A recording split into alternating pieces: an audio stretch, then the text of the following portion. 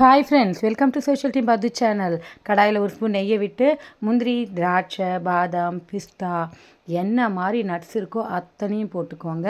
உங்களுக்கு அது எவ்வளோ விருப்பமோ அவ்வளோ குவான்டிட்டி போட்டுக்கோங்க. அதே நெய்லியே ஒரு 50 கிராம் கண்ணாடி ஜவ்வரிசியை இந்த மாதிரி வறுத்துக்கோங்க. ஒரு 2 மினிட்ஸ் பரட்டி எடுத்திங்கன்னா போகிறோம், அந்த நெய்யே போகிறோம்.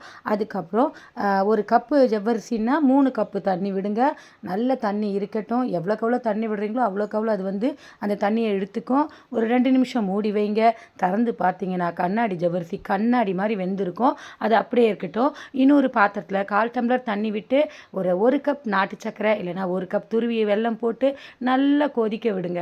சலபுல நல்லா தங்கம் மாதிரி அது கொதித்த உடனே அதை அப்படியே வெந்துட்டுருக்கிற ஜவ்வரிசியில் வடிக்க விடுங்க.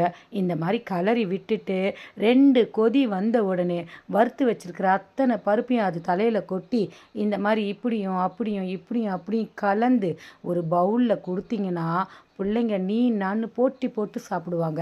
இது கூட அடிஷ்னலாக கொஞ்சம் பாதாம் பிசினியும் போடுங்க. கஸ்டர்ட் பவுடர் இருந்தால் அதையும் கரைச்சி ஊற்றுங்க. இல்லைன்னா இறக்கி விட்ட பிறகு தேங்காய் பால் அரைச்சி விடுங்க. அப்படி இல்லைன்னா தேங்காவை பல்லா நெய்யில் வறுத்து போடுங்க. சூப்பரான பாயசம் ரெடி ஃப்ரெண்ட்ஸ்.